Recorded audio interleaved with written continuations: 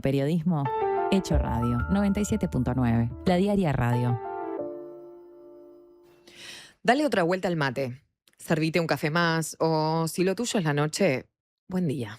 Capaz recién te estás despertando y vas por el primero. Estés en la ciudad, en el pueblo, en el balneario o en el campo, en un mismo sitio o camino a un lugar que todavía no has llegado, el ritual de la mañana continúa y te acompaña. Porque con la radio encendida, hacer, escuchar y pensar es posible. Se abre el abanico de interés donde las voces, los silencios, las preguntas y sus respuestas dicen presente. En la bisagra del día y la tarde llegan este par de horas donde la curiosidad se pone inquieta. La mañana todavía no termina. ¿Por qué? Porque hay segunda. De 11 a 13, segunda mañana. Conducción, Sofía Romano. Producción, Lucas Lavandera. Segunda mañana.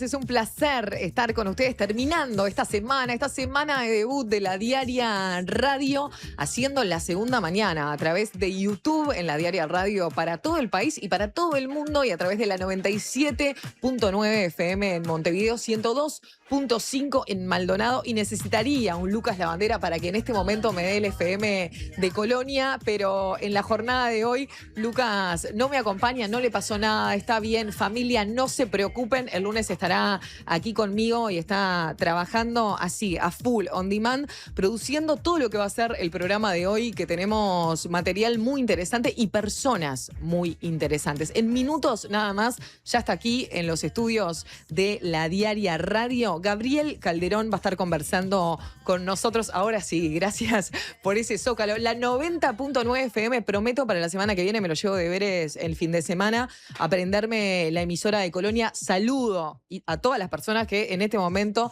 están prendidas justamente a esa emisora, a la antena, a la radio, a la vieja radio con pilas, que nos están escuchando desde allí. Les decía que en minutos nada más va a estar Gabriel Calderón. Después también vamos a inaugurar un espacio llamado Servicio a la Comunidad. ¿Qué es esto? Que estén prendidos en todo lo que van a hacer convocatorias, talleres, cursos accesibles, gratis, para todos ustedes que están del otro lado y que puedan estar atentos y atentas a algunas cuestiones que están surgiendo, no solamente en Montevideo, sino también en todo el Uruguay. Y después va a estar Joaquín Casavalle, porque tenemos otra inauguración, que es la del ciclo de bares y cafés. Ya lo anunciamos el lunes, cuando arrancamos este programa, que le íbamos a dar mucho espacio a eso, a la gastronomía local, pero no solamente en cuestión de comer, cómo hacerlo de una manera más económica, con poco en el bolsillo, sino también le vamos a dar lugar a los patrimonios históricos. Es por eso que va a estar con nosotros hoy, inaugurando este ciclo,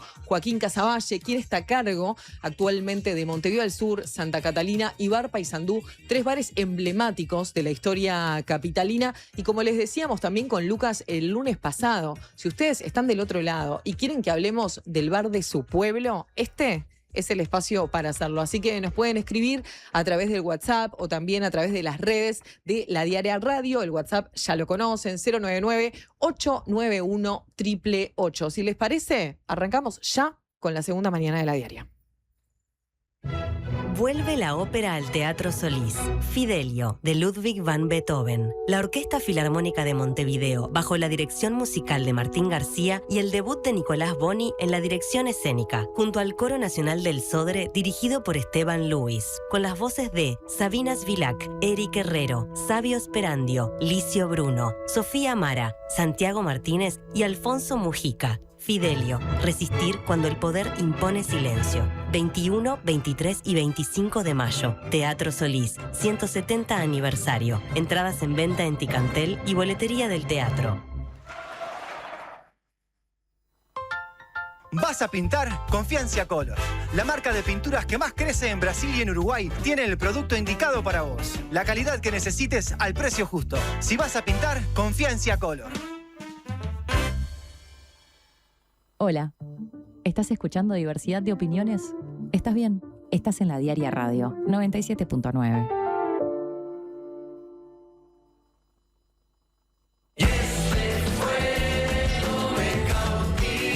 Mateo Moreno en vivo en Sociedad Urbana Villa Dolores.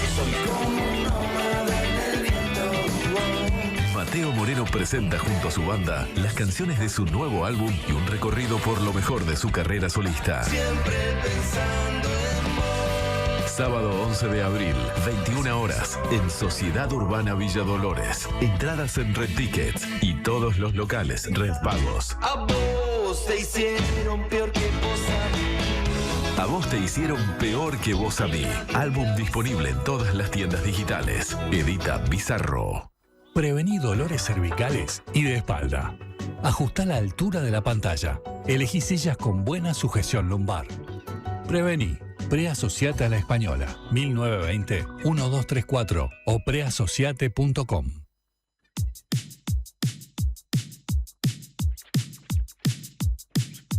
No, quiero hablar. No.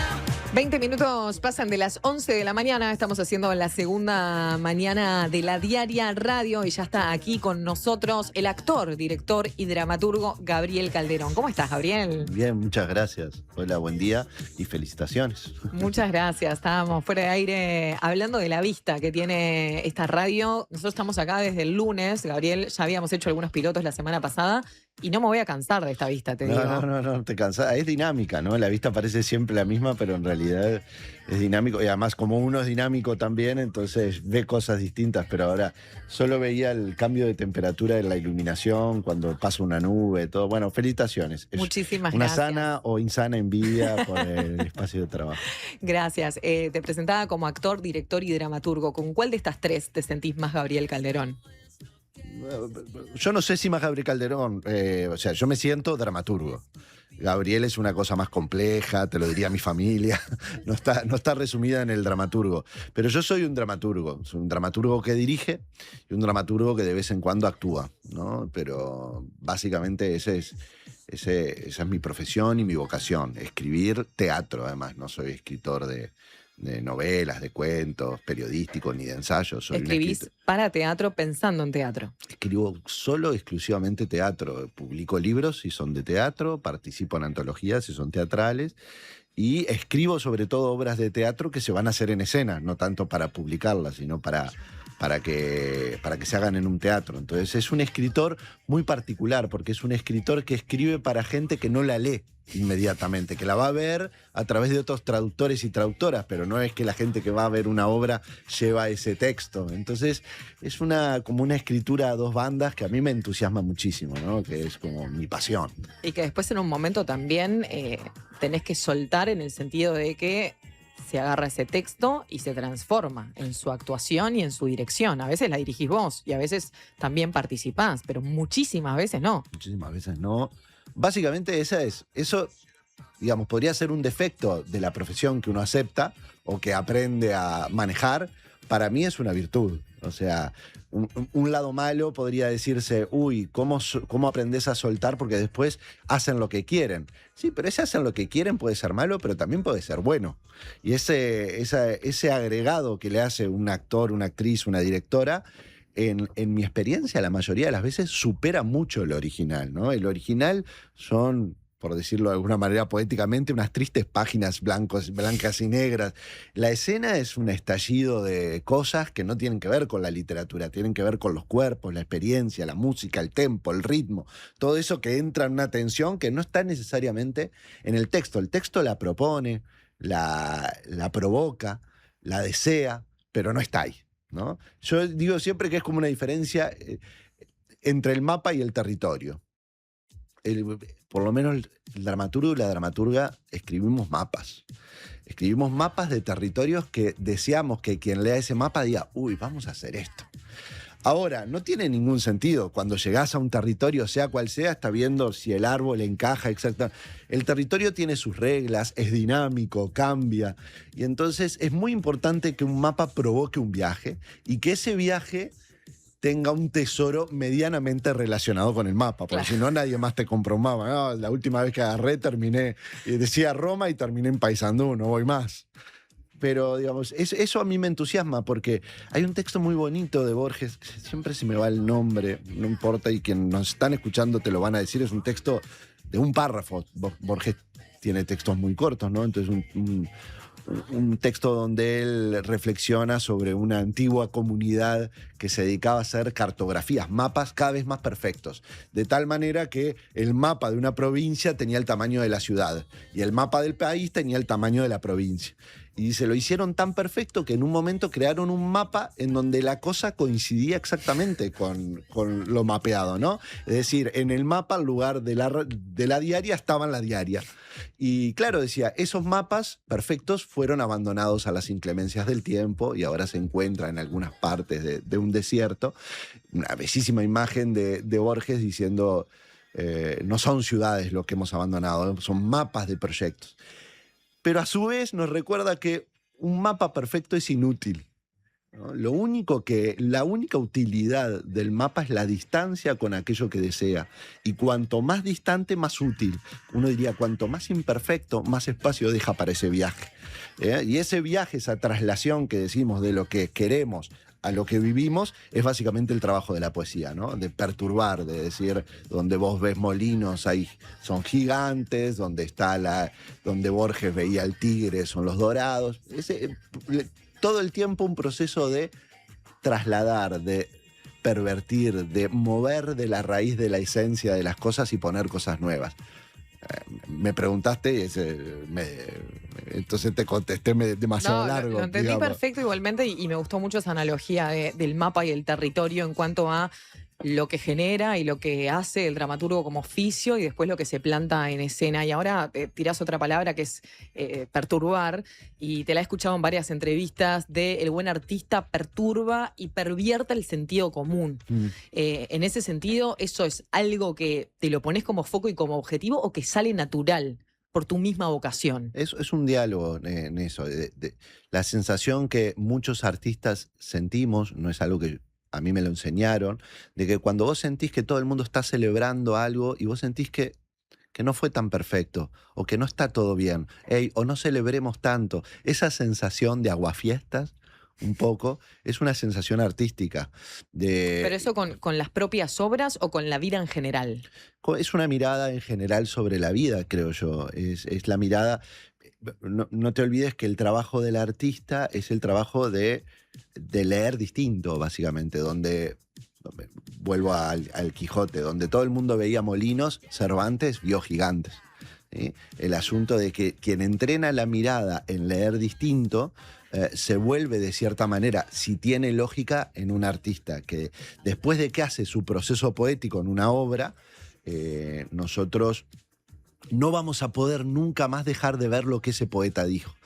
Por decirlo de alguna manera, jamás Santa María va a ser otra cosa para nosotros que un nombre neutro sobre un lugar que no conocemos. Santa María es para siempre Onetti, es para siempre un espacio con sus personajes. Pervirtió Onetti con su poética un sentido común, que es un pueblo en el que todos podemos reconocer, un pueblo más cerca o menos cerca del mar, del interior, de la capital. Este trabajo de leer distinto es un trabajo que cuando uno está tratando de liderar, no sé, una comunidad y de generar sentido común y decir, vamos a ponernos de acuerdo, es muy molesto, ¿no? Claro. Siempre alguien que dice, bueno, ¿estamos todos de acuerdo? Levantan toda la mano y el artista dice, no. Bueno, es un poco infantil, por eso los artistas siempre una y otra vez somos definidos un poco como jugando o infantiles durante toda la vida, porque tenemos este entrenamiento en no estar de acuerdo y en demostrar que el disenso y la mirada alternativa también tienen valor en una comunidad y que no es necesario en una comunidad estar todo el tiempo de acuerdo sobre todo. Y que tenemos que aprender, sobre todo en una democracia, a manejar los disensos, a manejar con adultez, diría yo, que no estamos de acuerdo, que no queremos lo mismo para la comunidad a la que pertenecemos, que estamos diametralmente opuestos en lo que pretendemos, pero sin embargo, convivir, ¿no? Y sentir que pertenecemos a la misma comunidad. No resolverlo como lo resuelven las dictaduras o los autoritarismos, matando o sacando. ¿A usted no le gusta esto? Fuera de este lugar. Vaya a un país donde le guste lo que usted quiera. No, las democracias creen en la diversidad. Y por eso las democracias y los artistas tienen sus complejidades, pero son saludables, digamos, ¿no? Hablando de esta misma línea y en cuanto al sentido común, a pervertirlo, también te escuché decir de que en un momento el teatro empezó a cobrar una identidad que tal vez no lo tuvo en sus orígenes, que era una tarea de denunciar un crimen. Que esto se me viene también asociado a lo que me venías diciendo, ¿no? ¿Esa exigencia se dio de una forma orgánica o es algo que vos estás sintiendo más en la actualidad? De que el arte y el teatro particularmente tiene que tener la denuncia de un crimen para tener mayor fuerza. No, bueno, no es una reflexión mía, sino que yo la recojo de otros artistas importantes. En particular esta que vos mencionás es de un texto perteneciente a Javier Dolte, un autor argentino, sobre un texto que se llama Juego y Compromiso, que ya es un texto, tiene unos 20 o 30 años, sobre todo toda la generación, que no era yo particularmente, que hizo teatro en los 80 y en los 90 en el Río de la Plata y que tuvo que enfrentarse a, por suerte, la caída de las dictaduras, pero cómo el arte se paraba después del pasaje de una dictadura. Porque evidentemente que mientras estuvo la dictadura, uno de sus roles esenciales era resistencia, denuncia de un crimen, ¿no? De ahí viene la palabra. Y lo propio de que ese rol no es un rol del siglo XX, es un rol histórico del arte, que frente a la opresión o frente a un crimen que se trata de apagar, que la autoridad trata de decir que no existe, siempre trata de recordarle al ciudadano existe, y hace algo más peligroso. No solo le dice existe, no solo le dice es de este gobierno, o es de un presidente, o es de un rey. Es lo hizo y usted lo quiere a ese rey. Usted lo defiende. El arte trata de decir, no la culpa es de tal, la culpa es nuestra. Recordando aquel proceso de Sófocles y el Edipo, ¿no? Los criminales somos nosotros. Si no, es como una cosa otra vez muy infantil, de malos Ustedes, y buenos. Exacto, los sí. crímenes son aquellos Ustedes y nosotros somos los buenos. La dificultad es que caída por suerte, otra vez, caída la dictadura, el arte tenía que replantearse otra vez. Sí, el lugar hegemónico, digo hegemónico porque durante la dictadura no te podías reunir, no podías hablar de ciertos temas. Repasaban los textos, de hecho. Bueno, sí, siempre contaba una anécdota que me la había contado Walter Reino de cómo al principio en el teatro circular, ¿no? Como a todo el teatro nacional y más allá de los teatros que tuvieron que cerrar o exiliarse como el Galpón, el circular quedó abierto y Walter contaba que al principio, claro, les leían todos los textos y les censuraban. Pero poco a poco les empezaron a no dejar hacer casi ningún texto. Entonces no tuvieron más que hacer clásicos. Y claro, hacían Edipo y no le censuraban Edipo, porque era censurada Sófocles. Pero Edipo está lleno de denuncias contra el crimen. Entonces la dictadura tenía que buscar otros mecanismos y iban antes de cada función y le decían a uno o dos actores vengan a firmar a la comisaría. Entonces tenían que suspender la función. Y entonces esto es una etapa también que para quien la vivió fue apasionante, de resistencia y de una creatividad. Claro, de ver cómo se le encuentra la vuelta para igualmente poder decir y si hacer. fallás, vas a la cárcel en el mejor de los casos. En los otros casos, desapareces, se meten con tu familia, perdés el trabajo. Se dice muy rápido ahora, ay, yo no quiero hablar de los crímenes. Pero hay que entender que durante muchos años creamos un arte capaz de sobrevivir a esos procedimientos, de resistirlos y de luchar contra ellos.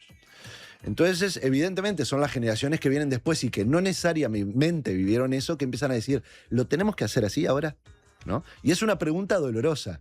Yo la viví con mucha salud y yo siempre vuelvo no solo al querido teatro circular, a muchos maestros y maestras que tuve, que en vez de atacarme cuando me hacía estas preguntas, me contenían y me decían, está bien, no nos pidas a nosotros que lo hagamos, pero está bien, tu pregunta es justa y plantea el arte que para vos hay que hacer. Y en eso yo no estaba solo, tenía cientos de compañeros, entre los que están muchas personas que vos conocés, que están haciendo teatro en la ciudad y que se preguntan esto. Yo tengo que preguntarme sobre una época que no es la mía o tengo que encargarme de mis preguntas.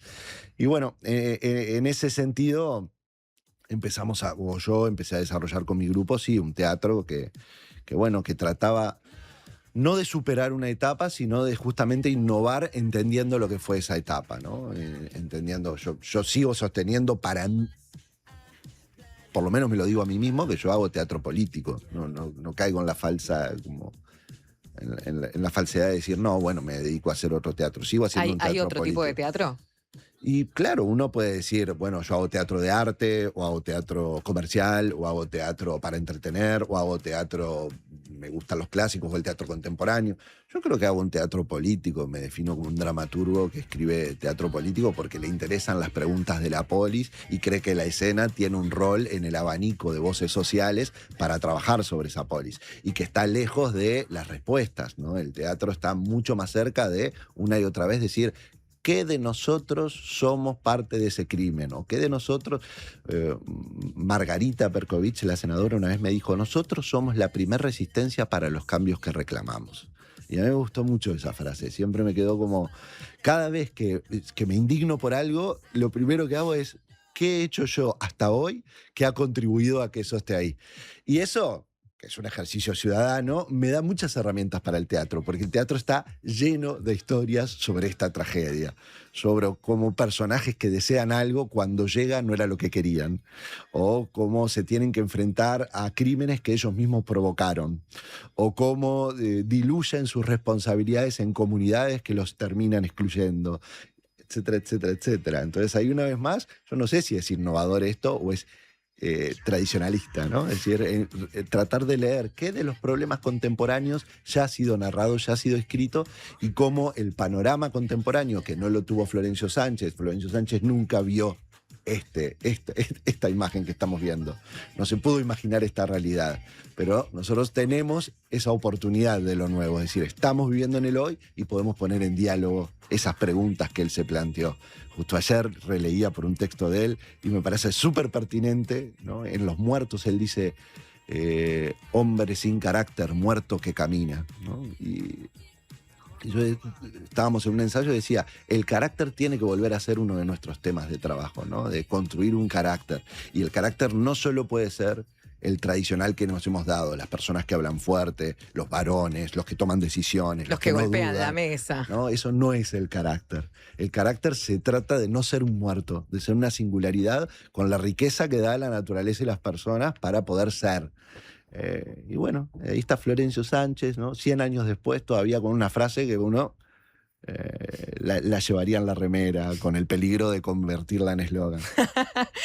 Me voy a quedar con esto y haciendo el enganche de Florencio Sánchez, porque cuando estuviste al mando de la Comedia Nacional, primero te quiero preguntar, en esta etapa que contabas, que te hacías esas reflexiones como estudiante, formándote, ¿todavía te imaginabas que ibas a estar al mando de la Comedia Nacional? No, nunca, ¿no? O sea, creo que si uno supiera dónde termina, no empieza. Imagínate que a vos te mostraran una foto, además que sabemos que si eso sucediera, pervertimos y cambiamos el futuro. Yo digo, por suerte nadie me cuenta en dónde termino, ahora que estoy en la biblioteca o cuando... Mi familia, ¿no? Tengo 2 hijos, nada, son muchos proyectos que, es más... Lo que me entusiasma es la imprevisibilidad. El no saber. Y la velocidad con las que las cosas suceden. Y eso hace que una y otra vez, por lo menos en mi caso, yo termino haciendo y diciendo cosas que 20 años atrás hubiese dicho jamás las haría. ¿No? No es el caso de la comedia. En el caso de la comedia es distinto. Yo nunca me imaginé que iba a dirigir el elenco nacional. Pero sí, una vez que empecé a estudiar teatro, empecé a soñar con ese lugar como un lugar en el que te llamaran para actuar o para dirigir, porque es un lugar de mucho prestigio para los que hacemos teatro en Uruguay, en Latinoamérica y en el mundo. La comedia es una singularidad bastante mundial a esta altura, porque es un elenco estable de 80 años, de muchas cosas. Lo atajé con lo de Florencio Sánchez, hablando de algo que sucedió 100 años atrás, porque si hay algo que hiciste fue versiones de algunos clásicos, ¿no? Desde La Gallina hasta Frankenstein, pasando también por Lorca. ¿Cuál fue la respuesta del público de esas reversiones y cómo estuvo esa experiencia para vos? No, fue buena, fue buenísima. Digamos, lo que hicimos en el caso de cuando versionamos clásicos fue sincerar una imposibilidad. Es decir, no se puede hacer clásicos clásicos. No existe eso, es imposible. La gente dice, hay que hacer Shakespeare como se tiene que hacer. ¿Y cómo se tiene que hacer? Shakespeare murió hace 400 años y para un público que hace 400 años que no existe, en unas condiciones que no existe. Cuando decimos Shakespeare se hace de tal manera, ¿qué quiere decir eso? Bueno, se hace como tal persona la vio o estudió o cree que hay que hacerla, pero no hay un sentido común que dice se hace de esta manera o está bien hecho este clásico. Lo que hay es una imposibilidad común. No se puede hacer original. No se puede hacer original. Y lo que nos pasa cuando leemos a Chekhov, a Virginia Woolf, a Shakespeare, es que una y otra vez expresaban, no me entienden, no me hacen como yo quiero. Es decir, que ni ellos fueron comprendidos en su época. En su mismo ¿Qué momento podemos pretender nosotros, no? Entonces, hacer una temporada de clásicos con esa idea de nuevos clásicos era centrarnos en lo único que es seguro, que lo único que vamos a hacer es versionarlos. Lo único que vamos a hacer es, de cierta manera, una imagen que Sergio Blanco me dio una vez y que a mí me gusta mucho, que es la idea de los textos como fósiles mágicos, ¿no? Donde vos agarrás el hueso que es un texto, lo pones en un escenario y la carne contemporánea se le empieza a pegar, ¿no? Y todo el mundo dice, hay un Hamlet en el circular, hay que ir. Sabemos que no es el animal histórico que fue alguna vez, pero queremos ver cómo camina, cómo tropieza, cómo intentaron, de qué color lo hicieron, ¿no? Y sin embargo, ¿no? Como Galileo Galilei, y sin embargo camina, ese monstruo, y sin embargo se mueve, uno va a ver clásico una y otra vez y dice, qué maravilla, algo hicieron, ¿no? A mí, como soy dramaturgo, muchas veces es una desazón tan grande cuando encontrás textos tan buenos y decís, ¿cómo hicieron? Yo no puedo sobrevivir ni un fin de semana a veces con lo que escribo y esta gente va haciendo 200 años.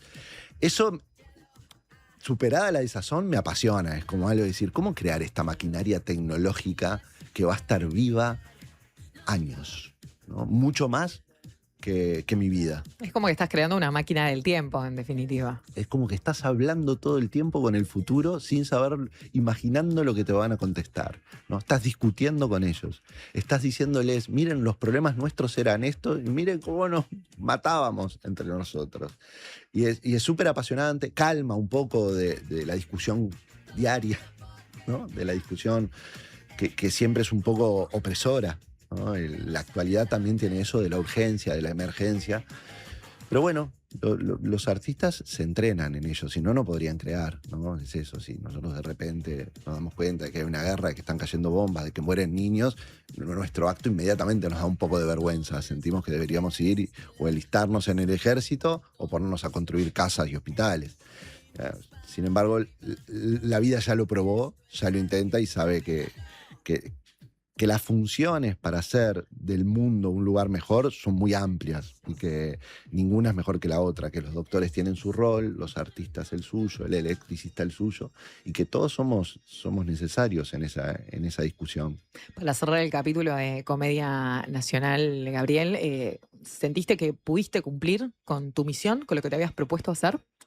No, pero no porque sos una persona muy autoexigente o porque te hubiese gustado continuar. No por exigente. No. Primero, no me hubiese gustado continuar porque yo me había puesto el objetivo de estar 3 años. O sea, que eso se cumplió. Después, no es porque sea exigente, sino porque mis sueños son tan grandes sobre las cosas que cuando me embarco en algo, deseo tanto, que después vos me preguntás, ¿cumpliste? No, pero no te puedo contar mis sueños. Son incluso difíciles de narrar para mí.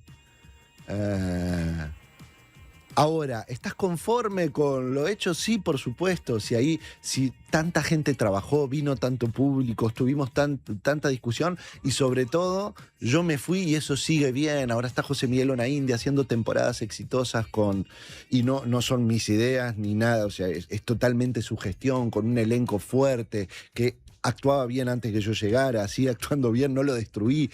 Cuando uno está en la función pública, creo que una de las preguntas básicas es no empeores un lugar, no dejes heridas a largo plazo, porque los procesos de cambio implican heridas, pero sobre todo mejorar alguno de esos procesos. Y en ese sentido estoy conforme, estoy muy conforme. Ahora, mis sueños eran y son mucho más grandes, y no solo con la Comedia Nacional. Sueño con que el teatro va a tener un rol fundamental en esta sociedad, en este país, ¿no? Y que la gente finalmente lo va a entender y lo va a apoyar, no solo viniendo a ver las obras, que parece donde se nos da la discusión. ¿Cuánta gente viene? Lo medimos y cuántas entradas vendieron, y se mide el éxito de algo por si estuvo un fin de semana o 20 años en cartel. Y tal vez tenemos que aprender a que las cosas importantes suceden con otras métricas, no necesariamente con la asistencia o la perdurabilidad. Y todo eso los ciudadanos lo entienden en otros ámbitos de su vida. Saben que lo importante a veces fue pequeño o un fracaso fue muy importante, ¿no? Y bueno, a mí me gustaría que poco a poco eso empezara a suceder también en el teatro. En eso vamos a ahondar en la relación de uruguayos y uruguayas con el teatro, si te parece, Gabriel, después de la tanda. Ya seguimos con Gabriel Calderón, estamos haciendo la segunda mañana en la Diaria Radio.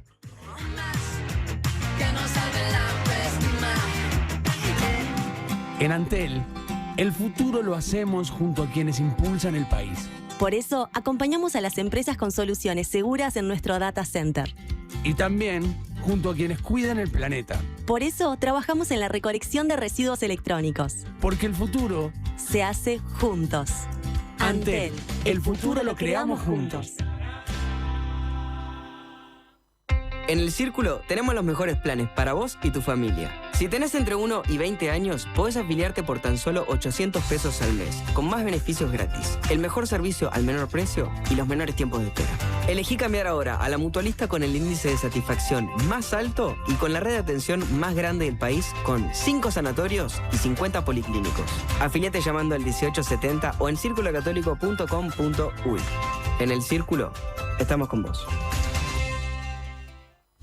La Mojigata presenta a Los Inadaptados con Relaciones, junto a invitadas e invitados de gran porte, que ojalá se porten a la altura de las circunstancias. Quedan ustedes descubrir quiénes son los inadaptados, quiénes son las relaciones y cuál es la mojigata. Sala Adelarreta del Sodre, miércoles 22 de julio. Pórtense bien. Entradas en Ticantel, Montevideo Music Group. Más voces, menos ruido. La Diaria Radio 97.9. Hola, soy Agustín de Paysandú. Quería pedirle si pueden pasar la canción esa que dice te busqué en mi auto rojo a las 6. Bueno, un saludo a mi vieja y a todos los que están escuchando. Ah, y si alguien vende un Celerio, que me tire un mensajito por favor al 098-723. Cuando compras un Suzuki 0 kilómetro, los futuros compradores vienen incluidos. Lleva el tuyo vos también y asegurate la reventa. Visítanos en suzuki.com.uy o en cualquier concesionario del país. Suzuki te entiende. ¿Cómo es estudiar en la UCU? Es ser parte de la propuesta universitaria más innovadora y actualizada del país, que te impulsa a desarrollar tus talentos, construyendo el futuro de una comunidad, de muchas generaciones, de un país. Esta es nuestra universidad, la UCU, el futuro que está en vos y en nosotros.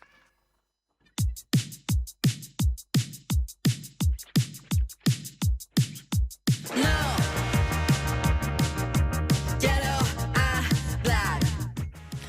10 minutos y monedas para que sea el mediodía. Seguimos con Gabriel Calderón y muchos son los mensajes que llegan al WhatsApp de la Diaria Radio. Primero ya de pique en el 099-891-888 le contestaron a Gabriel y le dijeron: el cuento al que se refiere de Borges se titula Del rigor en la ciencia, Gabriel. Claro, así que perfecto. Ahí ya esta oyente Helen que nos escribía para darnos esta información. Excelente programa, por favor. Varios son los mensajes que siguen llegando y los vamos a compartir a lo largo del programa. Buen día, qué lujo, Calderón. Abrazo y gracias por tan buenos programas. Y me mandan la foto que a mí me alucina, Gabriel, que es la radio vieja escuela, ¿no? Que nos estén escuchando con la radio a pilas, con la antena y que agarre ahí la transmisión. Pero antes de la tanda hablábamos de la relación de uruguayos y uruguayas con el teatro y me gustó este concepto de que no hay que medir si las cosas están yendo bien por cuántos tickets se cortan. Lo que yo pretendo tal vez es que no solo se mida por eso. Ahí está, que no solo sea eso. Evidentemente, si vos tenés 100 lugares y vienen 10 personas, vos tenés que hacerte una pregunta, ¿no? De qué estoy haciendo.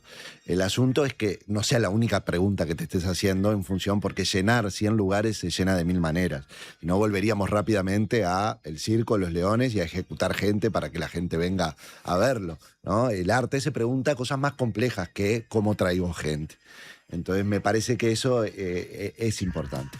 Por el otro, yo creo que hay un gran desafío cultural que el teatro tiene, pero que tal vez toda la cultura tiene, que es sincerar y de cierta manera poner arriba de la mesa la coherencia del discurso público sobre cultura, que este es un gran trabajo que hay que hacer, que es todos los ciudadanos, todos los ciudadanos del país parecen estar muy orgullosos de su cultura. De su cultura desde el punto de vista antropológico, quiero decir, del deporte, de la manera en que comen un asado, de las playas, la cultura antropológica amplia, las fiestas tradicionales, el campo, y de la cultura artística. Es un país muy orgulloso de sus músicos, de su literatura, de su poesía, de su teatro. Ahora, ese orgullo rara vez se traduce en apoyo en recursos. Cuando decís apoyo de recursos, ¿te referís a términos presupuestales y a lo que el Estado en sí mismo puede dar? Sí, y hay que decirlo, de la dictadura hacia acá, paulatinamente siempre ha dado mucho más recursos que lo que históricamente daba. Y a mí me gusta siempre, o trato porque entiendo y he trabajado en la Dirección de Cultura, en Bicentenario, bueno, en ámbitos públicos, en distintos gobiernos, de no tratar de caer en la trampa de que esto es un problema de los políticos. Los políticos tienen un entrenamiento muy, muy sensible a las demandas públicas. El problema es que no hay demandas públicas para inversión en cultura y que cuando hay inversión en cultura siempre hay algún político y por ende ciudadanos que se escandalizan por esa inversión, que comparan la inversión en cultura con la apertura de una escuela, con un sanatorio, con las calles, los semáforos o la basura. Entonces, ahí lo que hay es una incoherencia de la ciudadanía, que valora muchísimo, pero nunca le gusta apoyar los recursos. Si vos preguntás y haces una encuesta cuáles son las 10 prioridades que el gobierno debería tener, no va a aparecer cultura, ¿no? Y entonces esto es algo que, si vos me preguntarás, es un trabajo que todo el tiempo, sea donde sea, me sumo a las luchas que se están dando, que no son propias. Acá hay sindicatos históricos de cada una de las disciplinas, danza, teatro, artistas visuales, escritores que lo hacen, y que me parece que allí es como la relación de mis logros con mi sueño. Es muchísimo lo que queda, ¿no? Y es sano, porque es lo mismo que pasa en salud y en educación. Hay que... Nunca se llega a una satisfacción de eso. Pero el camino de este país todavía, en función de del medio cultural que tiene y de la vida cultural que tienen los ciudadanos, porque los ciudadanos de Uruguay tienen una gran vida cultural, que en otros países les sería muy difícil. Nosotros tenemos todo el tiempo o un museo gratuito, o unas actividades al aire libre, o un recital abierto. Eso en otros países no es así. Entonces lo importante es saber que eso tiene un costo y que necesita una inversión. Tal cual, de hecho ahora en unos días, hoy, si mal no recuerdo, me podrán corregir, pero hay un homenaje a Citarrosa, a los 90 años de Uno Citarrosa. se va a dar luja, probablemente va a ir ahí y va a ver unos pedazos de música así de Más de 20 artistas en escena, ¿no? En el centro de la ciudad. Eso realmente... Nada, yo simplemente no quiero meter... Siempre se ve un peligro ahí de caer en un rulo de reclamos y de quejas. Yo creo que hay que tratar de salir de eso y decir, bueno, ¿cómo logramos crecer? Que en esta etapa haya un crecimiento en este aspecto, una mejora, una consolidación, una perspectiva. Igual en esta militancia, ya lo tomo de esa manera, ¿no? La militancia por darle mayor trascendencia a la cultura, ¿no tiene que haber también un despertar del interés de ciudadanos y ciudadanas? Claro, que pero estén en todos y en todas. A mí lo que yo trato de decir es, nosotros tendríamos un desafío si los ciudadanos no les interesara la cultura, ¿no? La noticia que tenemos y lo que vemos diario es que les interesa muchísimo y que lo viven muchísimo y que lo disfrutan muchísimo. Que los ciudadanos en este país son muy pocos los que tienen la tragedia de despertarse, comer, trabajar, comer y dormir y no hacer nada en el medio. Y generalmente eso que hacen en el medio está vinculado con cultura. Entonces... Era como decía Churchill, estaban invirtiendo, crearon los fondos de las artes en plena guerra. Y le decían, no tendremos que recortar ahora, ¿por qué? Por la guerra. Y él decía, ¿y entonces para qué estamos haciendo la guerra? Si no es para defender esto que tenemos, que es lo que hacemos entre que nos despertamos y dormimos. Entonces, frente a esta mirada que vos me decís, yo por suerte tengo la alegría de decir, los ciudadanos en este país defienden muchísimo la cultura. Lo que les cuesta es traducir eso en apoyos económicos y políticos cuando tienen que decidir, cuando tienen que votar. ¿Qué quiero decir? El voto no es solo el voto político.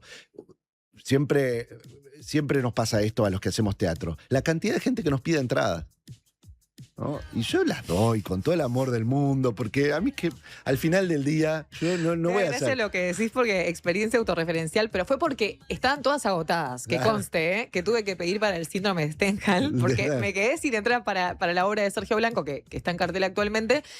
Y bueno, sí, pedimos entradas. No, pero a mí me piden.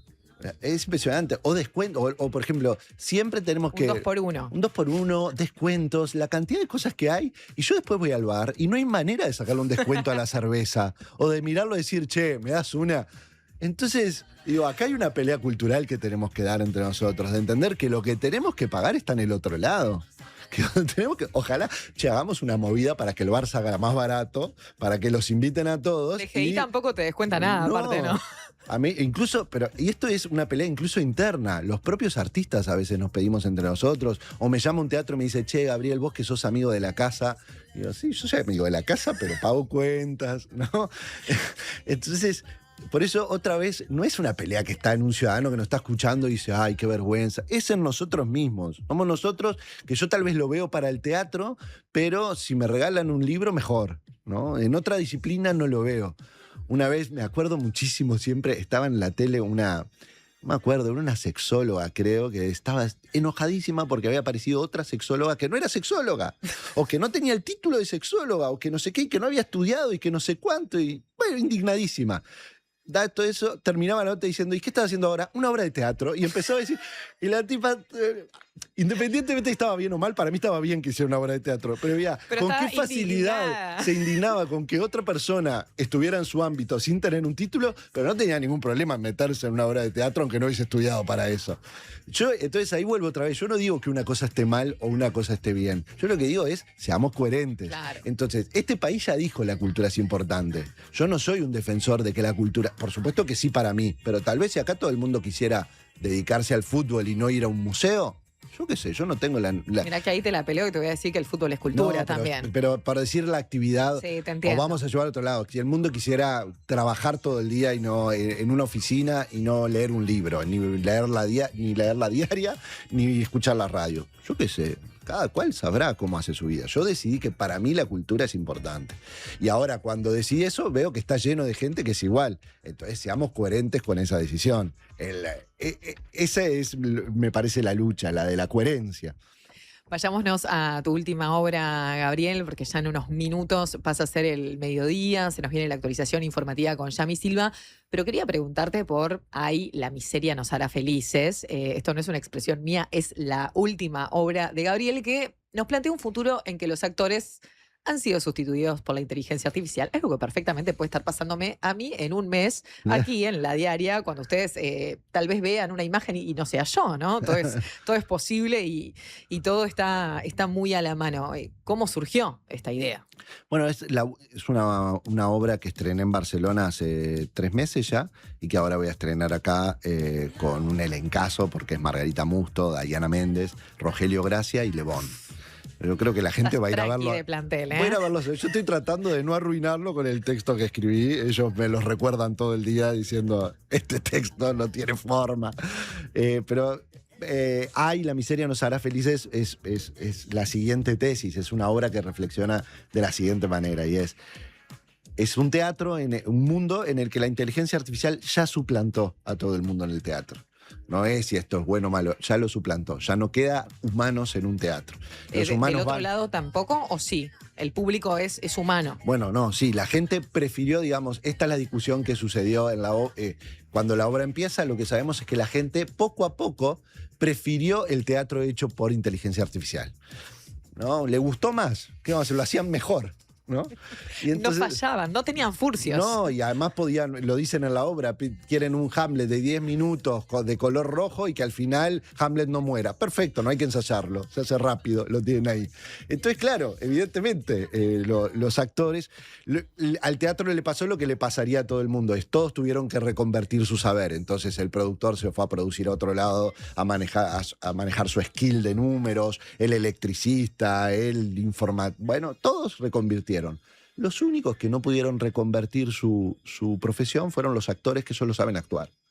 Entonces les guardaron un espacio en el teatro que es un pequeño baño, que los robots no usan porque son robots, entonces no van al baño, entonces le dieron un baño donde ellos lo único que hacen es prender y apagar los robots todos los días, al principio de la función y al final. Y mientras los robots hacen la obra que le hayas pedido el público ese día, en este caso le piden La vida de sueño de Calderón de la Barca, ellos en su baño hacen fragmentos de la obra que ellos se acuerdan cuando hacían. Entonces... Me parte el alma ya, por esos actores adentro del baño, te digo. Pero es muy divertido porque ellos se pasan recordando lo que hacían y una y otra vez se dan cuenta que no era tan bueno lo que hacían, ¿no? Que no es decir, ay, cómo extraño los aplausos, las críticas, el abucheo, cuando la gente no venía, no tener plata. Bueno... Bueno, no sé si no estuvo bien que nos suplantaran. No extraño el canje de pizza, la salida de la función, ¿no? Porque hay todo lo que hacemos, hay un recorte que es qué maravilla, y hay otro recorte de lo que hacemos que es muy triste, ¿no? Que nunca lo mostramos frente a la cámara, pero que es, ¿no? La gente se cree que ensayar, yo siempre digo, siempre cuento que cuando fui hice una trilogía de obras en Francia, en París, y yo estaba allá. Y me llama acá otro diario para hacerme una nota. Y sale un titular en el diario, estamos hablando del 2010, por ahí, sale un titular, dice Calderón, no me acuerdo si era Calderón conquista París, ¿no? Y yo decía, está, para allá, para Uruguay, está bárbaro, pero ellos no saben lo que yo estoy haciendo acá. Yo me paso 10, 12 horas por día adentro de un teatro que siempre es un sótano, sin ver la luz. No he ido a la Torre Eiffel, no he visto París. Hace un mes, es lo más parecido a estar en una fábrica haciendo medias. Estoy adentro acá desde que sale la mañana hasta... Yo salgo de noche todos los días y... dudo de esto, los actores no me logro explicar, tenemos peleas, no sé si llegamos, el presupuesto no alcanza. Es una pesadilla, es un infierno. No habías conocido ni Montmartre y ya te estaban diciendo, el titular y además era... en París que nadie conquista nada, o sea, vos tenés en una cuadra una cosa y en la otra no saben ni lo que haces en la tuya, porque hay 8.500 teatros y cosas que están sucediendo. Ojo, que agradezco muchísimo esa nota porque para mi abuela sirvió muchísimo. Imaginate, mi abuela decía, para encuadrar. Pero yo estaba allá en el galpón todos los días diciendo, ay, y yo acá. De última con IA podemos poner la foto de Gabriel en la Torre Eiffel. Y tirándome para abajo. Gabriel, en esta obra de teatro y todo este tema que nos importa tanto, que es la inteligencia artificial, ¿lo ves real, una problemática real de que vaya a amenazar tareas que realiza el humano, pero que tengan que ver con lo artístico en el teatro? No. Yo no soy un especialista del tema. Lo que sí sé es que si algún día nos suplanta, si llega al teatro, digamos, es porque llegó a muchos lados y va a ser un problema más real de todo el mundo, como lo está haciendo, digamos. El problema de la suplencia puede llegar a ser un problema.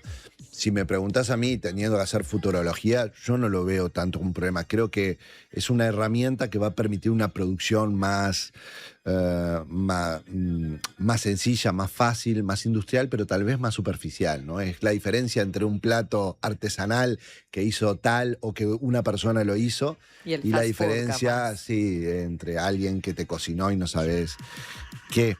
Ahora, también yo creo que es lo mismo. Yo trato de hacerme en teatro, no las mismas preguntas que se hacen otros que saben más sobre el tema, sino siempre la inteligencia artificial, el artista se hace un lapsus interesante, pero...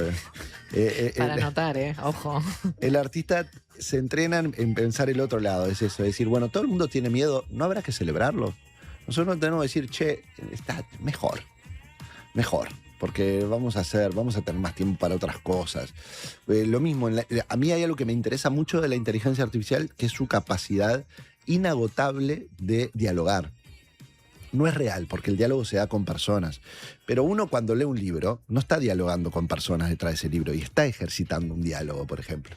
La inteligencia tiene un entrenamiento de eso. Vos a mí me preguntás 3 veces sobre algo y yo ya no quiero hablar más contigo. Digo, esta no entiende nada. Bueno, no me digas eso tampoco, Gabriel.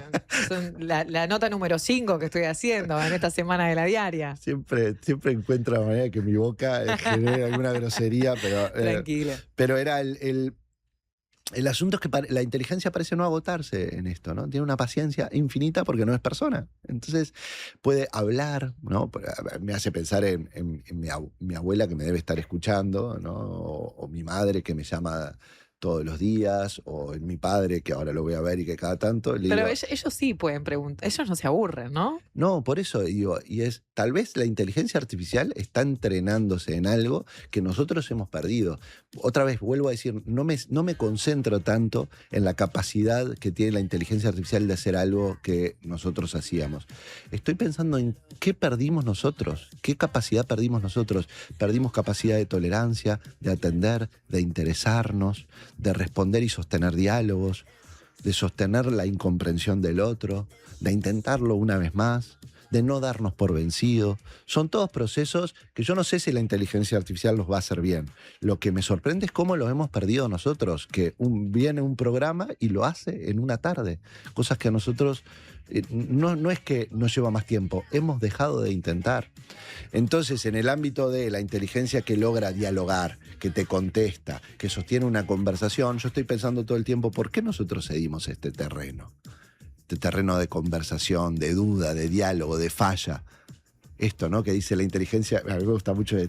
¿El color es rojo o es verde? Verde, te dice la inteligencia. Y vos le decís, no, es rojo. Tenés razón, es rojo.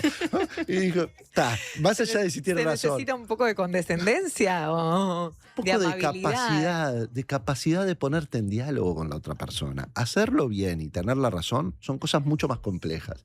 Pero nosotros no hemos perdido la capacidad de hacer las cosas bien. No hemos perdido la capacidad de tener razón en muchas cosas. Pero hemos perdido muchas capacidades de sostener diálogos en la ciudadanía. Entonces me parece que eso es un proceso de los adultos sobre todo, ¿no? Es decir, es algo como de la época. Los adultos tenemos que sostener procesos que no siempre son divertidos, interesarnos por cosas que no nos interesan, tratar de encontrar un ámbito de interés. Había... Beatriz Arlo decía una cosa que a mí me gustaba mucho. Una vez llegó a la edición del diario donde ella trabajaba y le dicen, tiene que hacer un informe sobre tal escritor. Y ella dijo, a mí no me interesa. Entonces se fue a su oficina y vino el editor y le trajo como 15 libros y le dijo, te quedás sentada hasta que te interese, ¿no? Y a mí me gusta esa idea que se conecta con la de Picasso. Recordás que Picasso hacía retratos y una vez hace un retrato para una mujer y cuando le muestra el retrato a la mujer se queda como espantada. Lo detesta, de hecho. Sí, y entonces él dice, bueno, ahora aparecerse, ¿eh? Me gusta mucho esta imagen de somos nosotros los que tenemos que hacer movimientos de comprensión, de atención y de semejanza hacia los otros y dejar de hacer algo que la tecnología va a poder hacer mucho más rápido, que es entendernos, venir hacia nosotros, comprender, facilitar.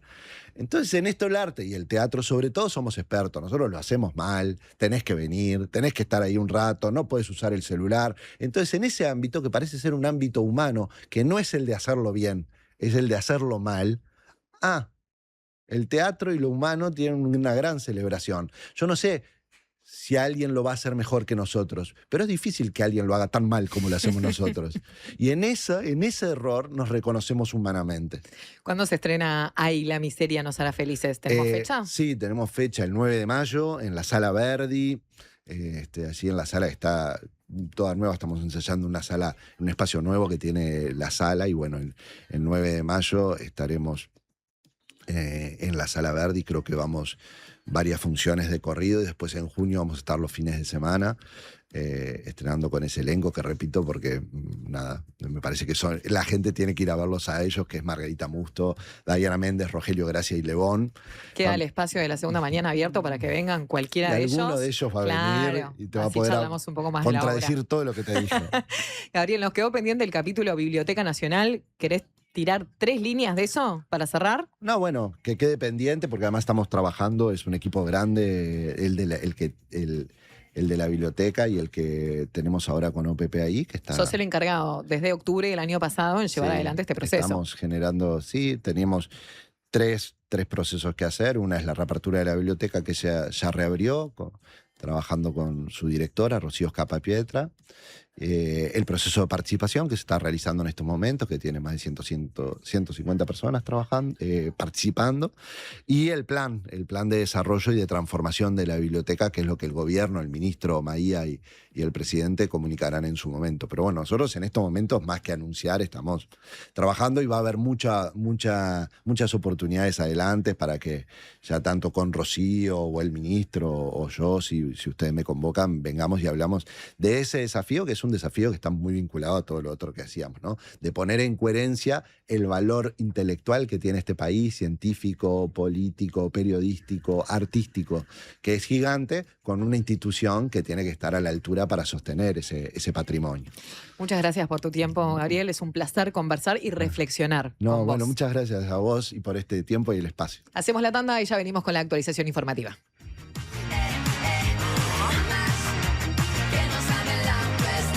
Prevení dolores cervicales y de espalda. Ajustá la altura de la pantalla. Elegí sillas con buena sujeción lumbar.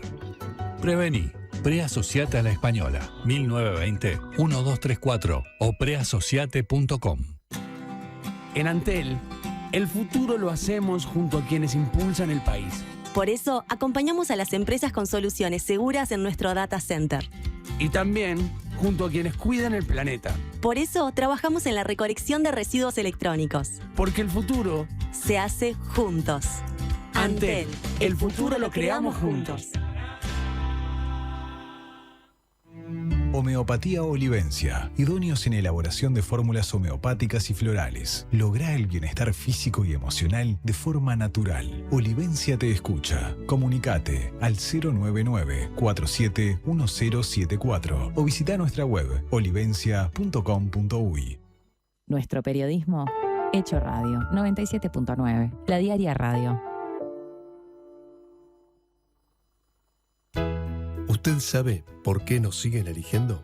Porque somos credibilidad, confianza, contención y compañía calificada. Porque además le brindamos a los socios más de 20 talleres multitemáticos en la Fundación SECOM destinados a promover la calidad de vida y muchos beneficios más. Porque estamos para usted las 24 horas, los 365 días del año. SECOM, primer servicio de compañía de Uruguay y del mundo. Las estafas digitales son cada vez más frecuentes y pueden ser difíciles de detectar porque parecen reales. Prende la lamparita. Desde UTE nunca vamos a pedir contraseñas, códigos o números de tarjeta. Si te llaman, escriben o mandan links dudosos, corta, no sigas la corriente. Verificá siempre a través de los canales oficiales. Infórmate más en ute.com.uy. El Dorado te ayuda a planificar tu semana. Vos atendés estas ofertas explosivas. ¿Qué tenemos pensado para la week? ¿Qué pienso cocinar? Ni idea. Me mataste. Te maté con la pregunta, pero te salvé con las ofertas. Mira, solomillo de cerdo congelado, el kilo 269 pesos. Con descuento pro, 199 pesos. Colita de cuadril importada, el kilo 539 pesos. Con descuento pro, 399 pesos. Nalga con tapa, el kilo 449 pesos. Con descuento pro, 369 pesos. Es un éxito total. Un éxito. Super ofertas explosivas en El Dorado. Del jueves 9 al domingo 12 de abril. El Dorado. Siempre cerca.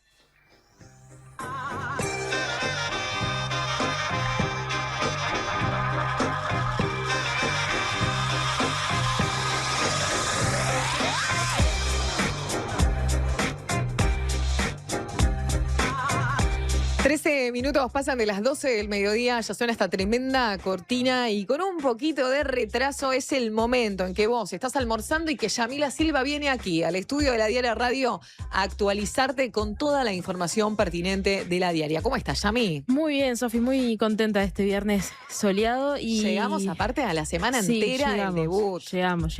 Estaba escuchando ahora a Gabriel Calderón y qué temita es la inteligencia artificial y que es tan alcahueta, ¿no? Es muy alcahueta. Me gusta ahí la condescendencia. Sí.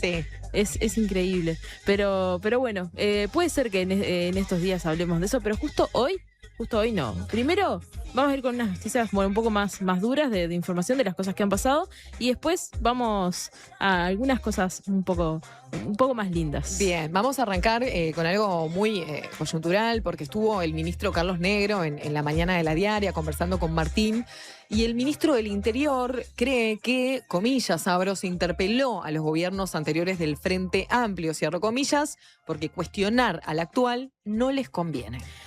Carlos Negro habló, de la interpelación de ayer en la Cámara de Senadores y ahí él resaltó que hubo una caída anual de los homicidios que responde, como según él decía, la conformación del equipo y el lineamiento político que significó la reunión con todos los jefes de policía en marzo. Para Negro, la característica más notoria de la interpelación fue que se interpeló a los gobiernos anteriores del Frente Amplio y, como vos decías, Sofi, en el titular se evitó interpelar a este gobierno y particularmente su gestión, o sea, la de Negro, porque por sus resultados no les conviene entrar en ese tema. Dijo que los distintos signos políticos no han logrado revertir la tendencia de los delitos, a excepción de por obra y gracia de la pandemia, lo que refleja que el sistema político no ha encontrado hasta ahora la solución de los problemas y todos han cometido errores. Esto decía Negro. Y también dijo que le llamó poderosamente la atención el debate en torno a Nayib Bukele, el presidente de El Salvador. En sus palabras, su modelo de seguridad pública es la consecuencia de un régimen político que ningún uruguayo desearía para nuestro país y que presentar este modelo de seguridad aislado de la condición de régimen político está fuera de lugar.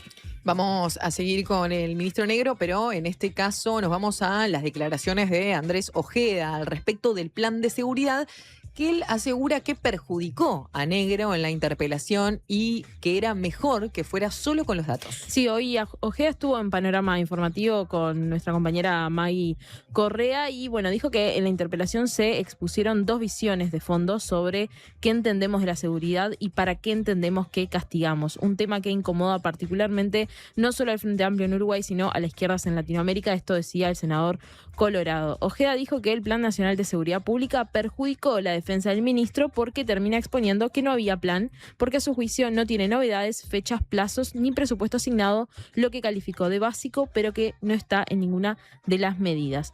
Por eso consideró que era mejor que fuera solo con los datos y aseguró que algunas de las palabras que más se repiten en el documento son fortalecer, actualizar y profundizar, lo que describió como en términos de programa de gobierno de campaña. Dijo que esperaba cierta reacción de parte de las autoridades atado al sentido de urgencia en materia de seguridad porque, según consideró, no estamos muy bien a pesar de los datos presentados por Negro. Cambiamos el ángulo de la información y vamos hacia los siniestros laborales mortales, ya que la estadística asegura que se redujeron a la mitad con respecto al año anterior. Sí, en 2025 hubo 42 siniestros mortales en sitios de trabajo, una reducción de la mitad con respecto al año anterior. Además, la cantidad de siniestros observados en el primer trimestre de este año, 6, también se redujo a la mitad con respecto al mismo periodo del año pasado. Estos datos fueron presentados en una conferencia de prensa organizada por el Ministerio de Trabajo, en la que se abordaron los resultados del programa Compromiso Nacional por la Vida, la Salud y la Seguridad en el Trabajo a un año de su puesta en marcha, que busca combatir y disminuir el número de accidentes laborales en nuestro país. Nos vamos entonces a las noticias internacionales.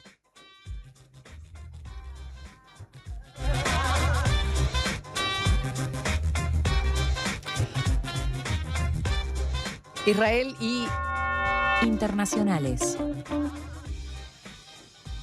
Va en conjunto, ¿viste cómo es esto? Está bien, Yami? está bien. Por supuesto, es viernes, Pasa está nada. todo permitido. Israel y el Líbano tendrán conversaciones de paz, pero el gobierno de Netanyahu rechazó una tregua antes del comienzo de las negociaciones. Sí, esto es algo que, se va...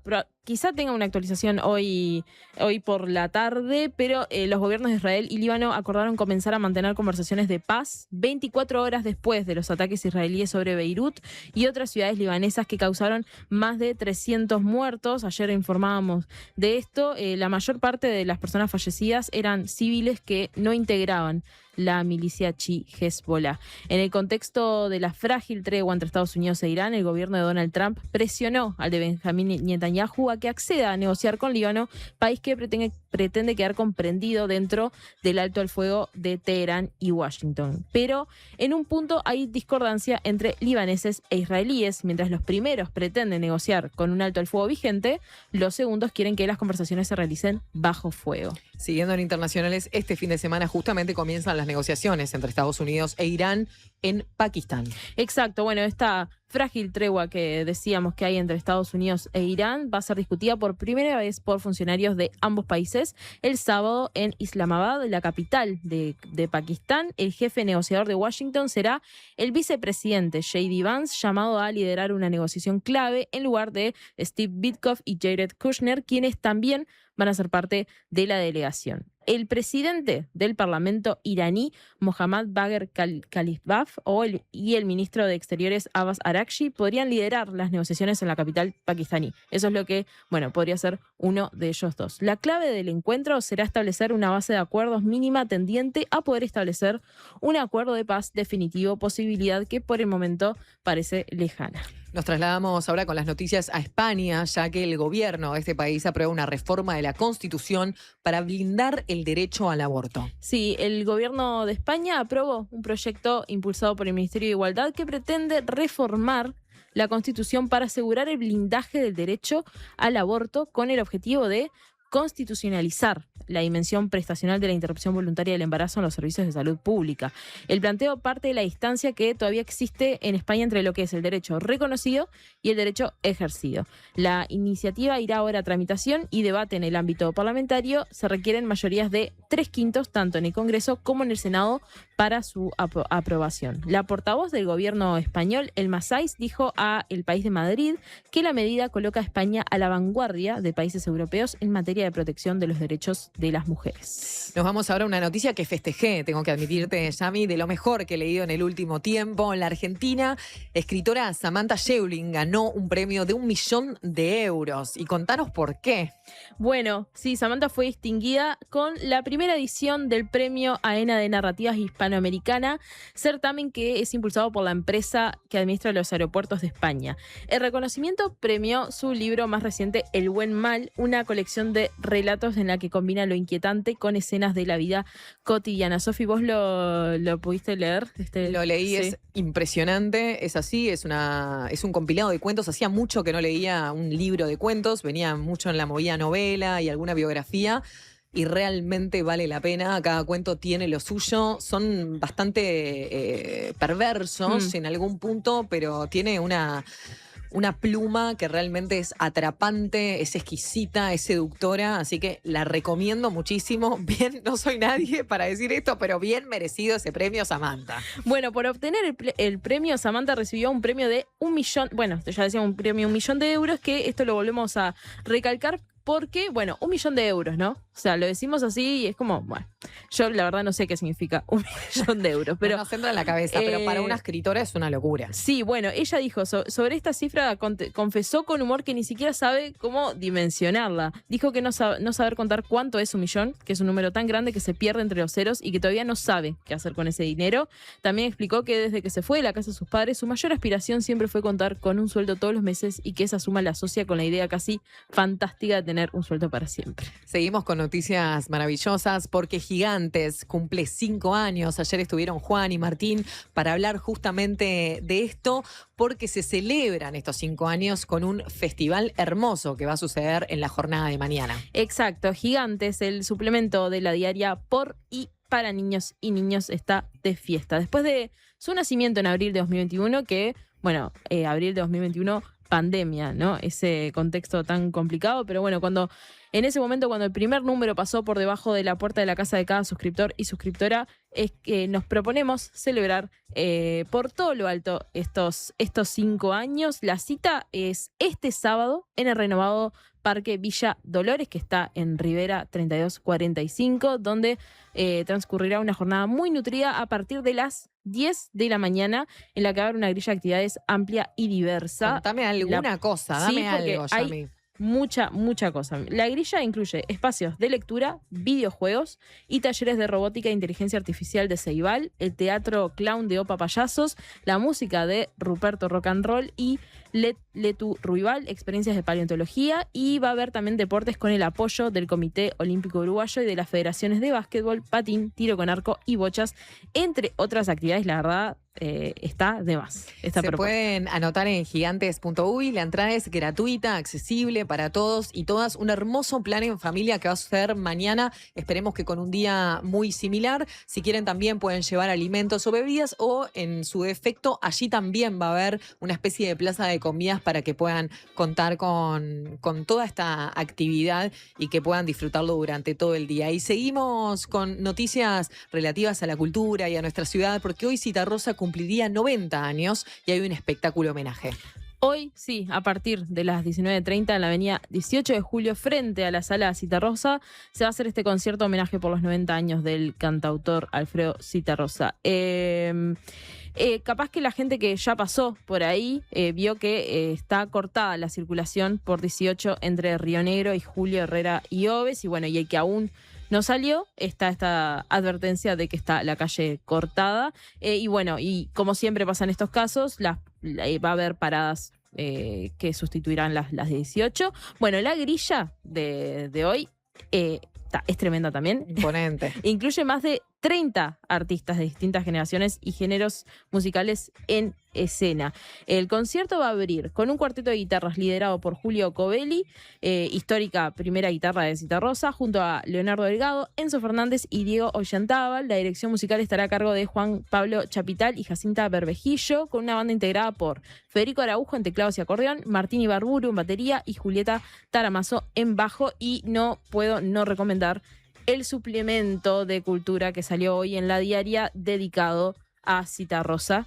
Hay una nota extensa y muy buena de nuestro compañero Ignacio Martínez, Nacho Martínez, que la recomiendo. Es sobre el disco debut de Citarrosa, Canta Citarrosa, porque también se cumplen 60 años y bueno, y arranca contando un poco el contexto ese de 1966 a nivel político, a nivel social, y bueno, también recomiendo la columna que tuvo ayer con el programa de Carlos Dopico, La música me llueve, que bueno, él decía que no es tan distinta la realidad de ese momento a la de ahora, así que bueno, no hay mejor forma de cerrar con esto. Vayan todos al concierto homenaje a Citarrosa a partir de las 19:30 horas. Así gratis. es, quien es gratis. Y otra cosa, Sofi, Sí, perdón, dale, importante, Yami. para los que no puedan estar, que están en el interior o no puedan acercarse, Sí. se va a transmitir también por TV Ciudad. Eso es importante. Importantísimo. Y también para quienes no puedan estar, saben que en el suplemento de cultura de La Diaria van a tener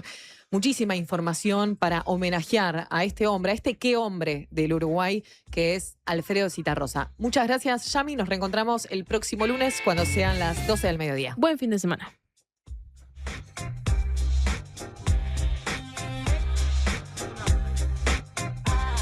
En El Círculo tenemos los mejores planes para vos y tu familia. Si tenés entre 1 y 20 años, podés afiliarte por tan solo 800 pesos al mes, con más beneficios gratis, el mejor servicio al menor precio y los menores tiempos de espera. Elegí cambiar ahora a la mutualista con el índice de satisfacción más alto y con la red de atención más grande del país, con 5 sanatorios y 50 policlínicos. Afiliate llamando al 1870 o en circulocatólico.com.uy. En El Círculo, estamos con vos. ¿Vas a pintar? Confía en Ciacolor. La marca de pinturas que más crece en Brasil y en Uruguay tiene el producto indicado para vos. La calidad que necesites al precio justo. Si vas a pintar, confía en Ciacolor. La Mojigata presenta a Los Inadaptados con Relaciones, Junto a invitadas e invitados de gran porte. que ojalá se porten a la altura de las circunstancias. Quedan ustedes descubrir quiénes son los inadaptados. ¿Quiénes son las relaciones? ¿Y cuál es la mojigata? Sala Adelarreta del Sodre. Miércoles 22 de julio. Pórtense bien. Entradas en Ticantel, Montevideo Music Group. Estás escuchando una radio que te pertenece. La Diaria Radio 97.9. Hola, soy Agustín de Paysandú. Quería pedirle si pueden pasar la canción esa que dice te busqué en mi auto rojo a las 6. Bueno, un saludo a mi vieja y a todos los que están escuchando. Ah, y si alguien vende un Celerio, que me tire un mensajito por favor al 098-723. Cuando compras un Suzuki 0 kilómetro, los futuros compradores vienen incluidos. Lleva el tuyo vos también y asegurate la reventa. Visítanos en suzuki.com.uy o en cualquier concesionario del país. Suzuki te entiende. Hay canciones que no se escuchan, suenan dentro. Nacho Vegas vuelve a Montevideo, una de las voces más respetadas de la canción en español. Regresa para presentar su nuevo disco, Vidas Semipreciosas. 5 de mayo, Montevideo Music Box. Entradas en Red Tickets. Produce Factory.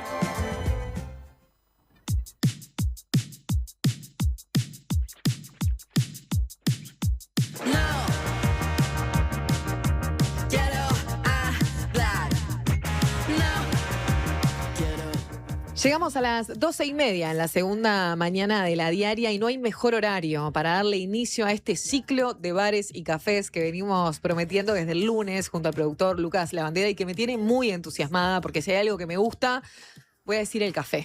Para no decir los bares, pero es más o menos lo mismo. Y está conmigo Joaquín Casavalle para darle inicio a este ciclo. ¿Cómo estás, Joaco? ¿Todo bien? Todo bien, todo bien. Para quienes no te conocen, vamos a contarle a la audiencia de la Diaria Radio que Joaquín está a cargo del bar Santa Catalina, del bar Paysandú y de Montevideo del Sur. Exacto. Viste que hice desde... El más nuevo, el que Exacto. estamos nosotros, hacia atrás. Pero son 3 bares que tienen la particularidad de ser 3 bares históricos de la ciudad de Montevideo. Ujú. Entonces, Joaco, para arrancar la charla, preguntarte primero dónde nace tu interés en ir por este tipo de lugares y no por un lugar random o un local comercial y decir, bueno, voy a poner un bar acá. Bueno, antes que nada, agradecerte la invitación. Un placer. Y bueno, éxitos en esta nueva etapa. Depende de vos ahora, en estos minutos, así que De presión. Me voy muchos años para atrás. Uno de mis primeros trabajos fue en Ciudad Vieja, cuando yo tenía 18, ahora tengo 35. Y fue en un bar que se llamaba Viejo Mitre, que era un Irish pub. Y también trabajé en un hostel en Ciudad Vieja. Y en ese bar como conecté mucho con la cultura del pub. Arranqué ropería y como fui cambiando, no sé, barra, puerta, bacha de barra, hasta ser encargado en poco tiempo. Pero ahí sentí como esto de la cultura del pub, eso me llevó a hacer un viaje a Irlanda, cuando tenía 21 años, 22 años. ¿Ahí te fuiste un viaje de un rato o con Working Holiday y algo me de eso? fui 20 días. Ahí va. Licencia. Y ahí me di cuenta, conocí, bueno, Irlanda, muchas ciudades, no solamente Dublín. Y ahí, bueno, nada, conecté mucho con los bares tradicionales, los pubs. Y también observé esto que sucedía ahí, que la gente como buscaba esos lugares, ¿no? Y en ese viaje yo pensaba en Montevideo. También tiene que ver dónde me crié. Yo me crié en La Teja, en la esquina de mi casa había un bar. La ventana de mi cuarto daba al bar de Roberto y yo quería trabajar ¿Cuál ahí. era? Es un club de pesca, 25 de agosto. Ahí va. Laureles y Agustín Muñoz. Y tal, yo de chico miraba al bar y quería trabajar ahí, mi madre no me dejaba, obvio. Son como puntas que van conectando, ¿no? Que uno después va creciendo y va pensando por qué terminé trabajando esto. Y en ese viaje como que también pensaba, bueno, ¿por qué en Montevideo esto no pasa tanto? O sea, sin duda que hay clásicos que en ese momento estaban y hoy siguen estando. Las Flores, el Sporting, no sé, una banda.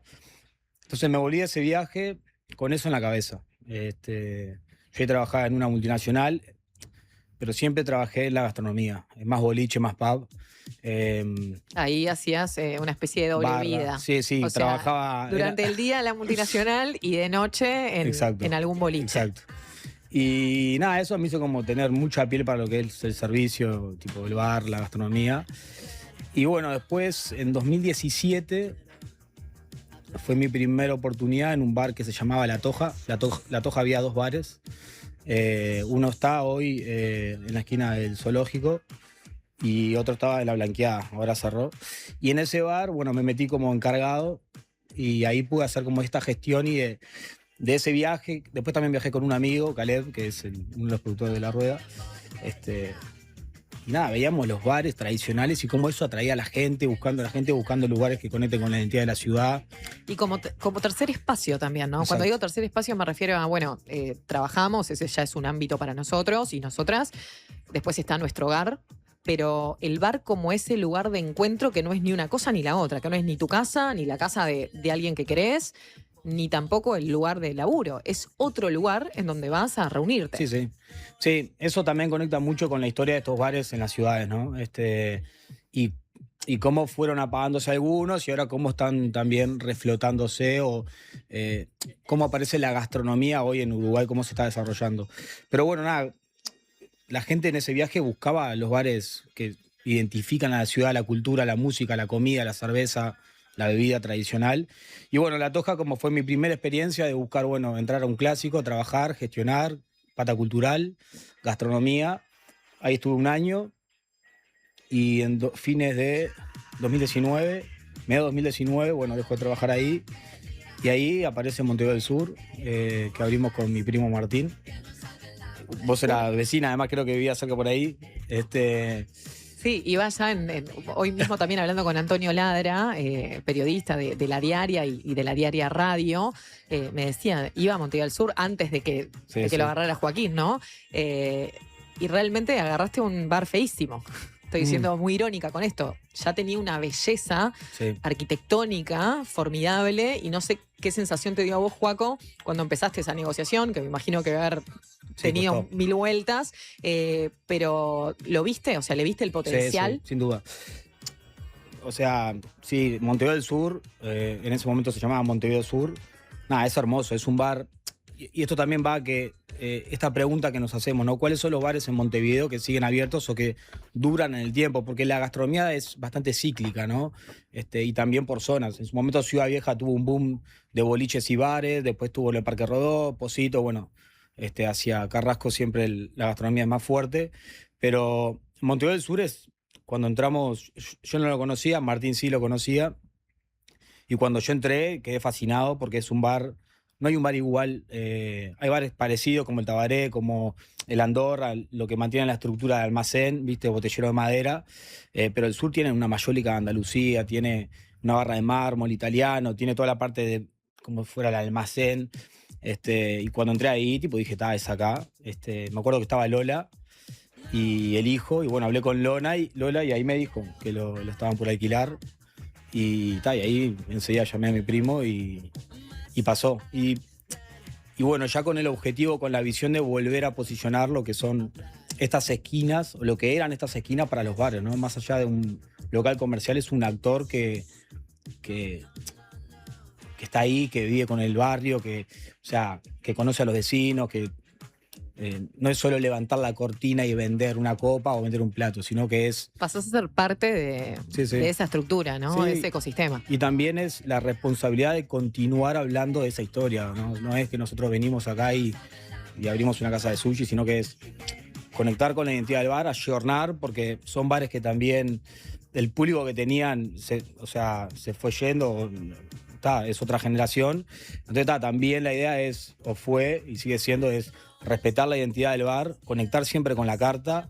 Y eso es algo aparte que mantenés en todos los lugares que gestionas. Sí, en los tres. O sea, se tocó muy poco de lo que es la estructura edilicia y después se usa mucho la historia para seguir contándola y hoy seguirla haciendo. Siguiendo con Montevideo del Sur, antes de meternos en los otros dos, en este momento tengo en mis manos, quienes nos están viendo por YouTube tal vez lo pueden ver, un libro de Juan Antonio Varese, Cafés y cafeterías, de los tradicionales a la especialidad, es de la editorial Planeta, y en este libro no solamente tiene cafeterías de especialidad y algunas cuestiones actuales, le dedica mucho a la historia de todos estos bares y tiene un capítulo cada uno de los tuyos. O sea, en el caso de Montevideo del Sur, dice, por ejemplo, doña Lola, al tiempo que comprado el negocio y viendo que su marido no lograba sacarlo adelante, decidió colaborar y ocuparse ella de los almuerzos. El café por entonces no tenía nombre hasta que surgió el de Montevideo del Sur. Montevideo del Sur era en ese momento cuando un grupo de muchachos que se reunía allí para concretar los partidos de fútbol en una cancha de la Rambla decidió formar un cuadro. Jesús les propuso que lo llamaran Montevideo del Sur y de ahí quedó bautizado el cuadro y como les gustó a todos, terminaron por adjudicárselo al lugar donde se reunían. Sí, sí. Alguna de las particularidades que tiene este bar, que es de la década del 30, ¿puede Sí, ser, 1930. Joaquín? Impresionante. Sí. O sea, es campeón del mundo el bar. Sí, sí. No, es una locura. Pensar de que a mí cuando hablamos de la historia de los bares de Montevideo, sin duda que es la historia de los inmigrantes al Río de la Plata, de españoles, italianos, también los inmigrantes franceses, por eso Uruguay supo tener de las mejores cafeterías de América. Antonio es una de las únicas personas que hoy escribe y se ha tomado el tiempo también de hablar de la gastronomía, de los boliches y de los bares. Porque es información que en ese entonces no existía. Y tampoco la gastronomía en Uruguay, ahora está pasando, tiene como una representación o tiene como un espacio. ¿Sentís que antes no lo había? ¿O que no se le daba tanto foco, tal vez? Uno cuando piensa en gastronomía tradicional o lo que más representa Uruguay, piensa en la parrilla y piensa en la pizzería, que está bien, estos boliches no tenían cocina. Y pasaba esto, que las mujeres, que eran las que llevaban adelante los negocios, eran los que se ponían en el bar al hombro. En el Santa Catarina, Lourdes tenía un rol no solamente de cocinar desde las 8 de la mañana y se iba a las, 10 de la noche, sino te atendía, se bajaba a salón. Y Lola en el sur fue igual. El gallego es atrás del mostrador, cuaderno y anotar las cuentas. O sea, ahí. Y es tal cual. Lola sigue viva y ahora no puede caminar mucho, está bastante veterana, pero hasta hace un par de años iba al bar a buscar su grapamiel, ¿viste? Pero ella ya quería entregar el bar para que alguien lo trabajara. Jesús y la cultura como esa, la cultura de trabajo hasta salir con los pies para adelante, él no quería, pero pudimos ahí meternos. Entre conversación, café Sí, y exigencias. Pero bueno, lo concretaste y empezó a suceder, empezaron a pasar cosas en Montevideo del Sur. Es un lugar donde hablábamos fuera de aire, Joaco, si bien está con más proyectos, le da mucho lugar, más allá de la gastronomía, a la cultura también. Sí. Eso es algo que nos caracteriza desde Montevideo del Sur. En el boliche antes sucedía eso, ¿no? Lo espontáneo de la música o de la cultura, no sé, escritores, músicos, artistas que iban al bar, que era la red social de antes, era el punto de encuentro, lo hablábamos. Antes te enterabas de las noticias porque ibas al bar, o a la peña, o al club social, o al club de bochas, te juntabas y ahí sucedía de la actualización de lo que estaba pasando en la ciudad. Sí, mismo si querés entender de qué es lo que está hablando la gente, si vos vas a un bar, más o menos te quedás con esa sensación, ¿no? Sí, pasó que muchos bares cerraron, más en dictadura, que acá la dictadura fue una dictadura larga. Hablamos una vez con el Lobo Núñez, me contaba la cantidad de bares que había por la calle Maldonado, que en todas las esquinas había bares. Entonces, para nosotros, que sucedan cosas en el bar, y el bar como un lugar que la gente pueda entrar sin pagar una entrada o un ticket, es clave. Por eso tenemos ciclo de jazz, tenemos tango, tenemos en primavera, verano tenemos un evento que se hace de medio tanque, muy tambores. Y eso lo tenemos hace casi ya 7 años. Siempre. Eso me remite a lo que decías del barrio, porque esos eventos que generan ahí en el sur también suceden en el Santa Catalina, ya lo hablaremos, pero son hasta en la calle, o sea, en la calle vibra lo que está sucediendo en el bar. Sí, tal cual. Tenemos un ciclo de poesía, no siempre de los mismos, que a veces me olvido y después me... Sí, para mí es muy importante, porque siempre un poco el objetivo que tenemos o que tuvimos o la visión fue el trascender, o sea, el barrio nos da, nosotros qué aportamos al barrio y que esto para nosotros sea, más allá de lo económico, que es bastante jodido porque nosotros abrimos en diciembre de 2019, pandemia a los 3 meses. Yo creo que el trascender va por ese lado, ¿no? Tipo, ¿cómo te mira o qué aportamos al barrio? Y está de más. También el equipo observa eso, siente como esa identificación. Para mí es genial, eso lo trasladamos siempre al bar Paysandú, también el día 1, y al Santa Catalina también, o sea, como que cuidando que conecte con la historia del bar y con el barrio también, o sea, no puedo poner un ciclo de, no sé, ahora no me viene nada a la cabeza, pero de música de algo, electrónica claro, en Montevideo del Sur. de algo que no tiene Sí, nada me va a que ver. despertar de gallego y me va a pegar un... Sí. Te va a perseguir su sombra, ¿no? Una cosa así. Nos queda justamente para adentrarnos en el glorioso Bar Paysandú y ni que hablar en el querido Santa Catalina. Y tenemos que hacer una tanda antes, pero preguntarte, Joaco, ¿qué onda la movida de Rueda de Candombe y la vinculación con tus bares? ¿Y qué sucedió ahí a fin de año, el año pasado, donde de repente en la esquina de Montevideo del Sur se dio algo formidable que circuló por todas las redes del país? Sí. Bueno, yo creo que es parte, yo creo que fue una idea de Caleb y Rolo en el lugar indicado, en el momento indicado, en el timing perfecto. Calorcito, Sí. diciembre, Montevideo. La verdad que estamos muy contentos por cómo hoy la banda y el proyecto ha crecido. Y también yo creo que hace parte a esto, ¿no? Que siempre el bar abre las puertas a que sucedan iniciativas. Y creo que eso es importante porque le hace...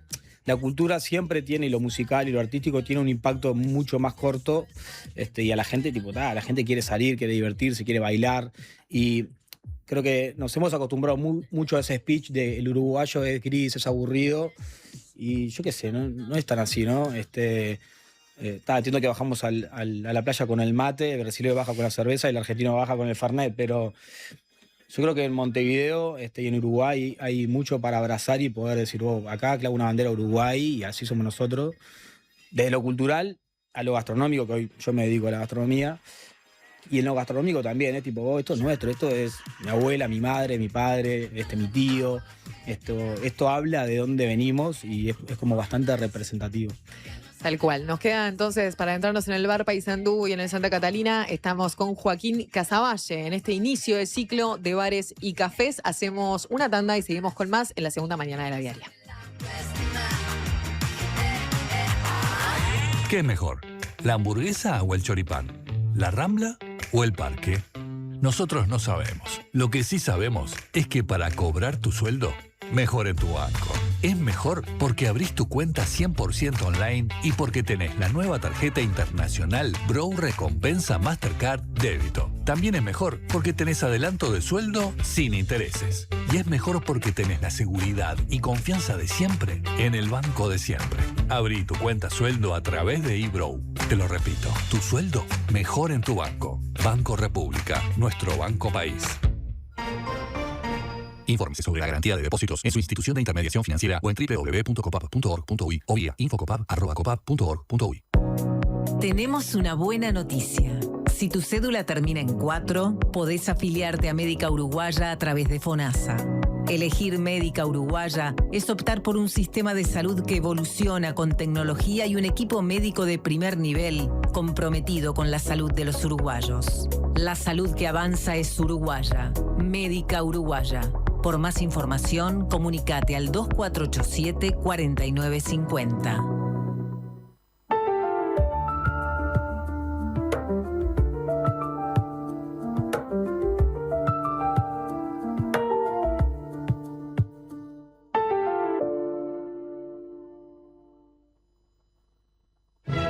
Vuelve la ópera al Teatro Solís. Fidelio, de Ludwig van Beethoven. La Orquesta Filarmónica de Montevideo, bajo la dirección musical de Martín García y el debut de Nicolás Boni en la dirección escénica, junto al Coro Nacional del Sodre, dirigido por Esteban Luis, con las voces de Sabina Svilac, Eric Herrero, Sabio Sperandio, Licio Bruno, Sofía Mara, Santiago Martínez y Alfonso Mujica. Fidelio, resistir cuando el poder impone silencio. 21, 23 y 25 de mayo. Teatro Solís, 170 aniversario. Entradas en venta en Ticantel y boletería del teatro.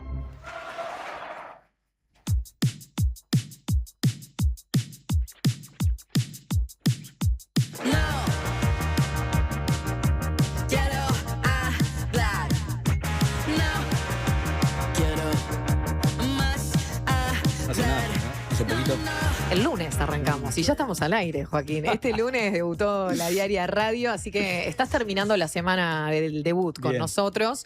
Quería arrancar hablando del bar y almacén Paysandú, otro de los que gestionás. Como tantos otros de carácter histórico, dice Varese en este libro, nació el esfuerzo de una familia de españoles que lo inauguró en el año 1912 y le dedicó lo mejor de sus días y de sus noches. Manolo, alias El Gallego, su primer propietario, lo atendió personalmente durante más de 40 40 años. Según la familia, lo encaró con mentalidad abierta, trabajándolo como bar, almacén y provisión de alimentos a la vez, tal como lo atestigua un antiguo letrero que todavía conserva la fachada. Al igual que otros negocios, contaba con 2 entradas, una para el bar y otra más pequeña sobre la calle Paysandú para la venta de fiambres, embutidos, conservas y productos importados. De hecho, era de los pocos lugares donde se conseguía aceite de oliva español, tanto como whisky escocés que se vendía por cajones. Algunos de los datos de este bar Paysandú. Sí. ¿Este estaba en tu mira? El bar Paysandú, nosotros lo inauguramos con Facu, que es mi socio y ahora un amigazo de la vida, que también me acompaña en Santa Catalina. Lo inauguramos en 2020, no me quiero equivocar, 2022, noviembre de 2022. Pero ya en 2021 lo fui a ver y arranqué a hablar con la inmobiliaria que lo tenía. O sea, un amigo Federico me pasó una foto del cartel Se Alquila y ahí lo fui a ver. Entré, estaba abandonado, había estado ocupado y no lo podía creer. Fue como entrar adentro de, no sé, un viaje en el tiempo. Claro, una cápsula del tiempo. No, una locura. Tiene una barra muy protagonista ahí en herradura, mármol, madera. El piso es hermoso. Sí, eso fue 2021. Empezamos a hablar para meternos. Iba a ser una locura si eso sucedía en 2021. Pues yo soy muy impulsivo, ¿no? Arriesgado. Arriesgado, sí. La pasión como que me atraviesa y voy para adelante. Pero bueno, en 2021 no pudo ser porque el edificio estaba como en peligro de derrumbe, la fachada. Y en 2022, o a principios de 2022, si no me equivoco, yo estaba en Argentina, mismo estaba en el bar de un conocido, Los Galgos, que es un bar notable. Y ahí me quedé del inmobiliario y me dijo que lo iban a poner de vuelta en alquiler. Y le dije, es para nosotros. Y ahí volví a Argentina y Martín, el que trabaja en inmobiliaria, el dueño, me dio la llave y ahí ya empezamos. Bueno, a quién se asocia, a quién buscamos, tipo. Y empezamos a buscar información de la historia del bar. Hay muy poco. Mismo esto que redacta Varese es parte de una charla que tuvimos nosotros. Hay muchos clientes que empezaron a aparecer de esa época, a contarnos la historia del bar. Qué interesante eso. Es un bar de 1910. También el año es medio confuso, 1910, 1912.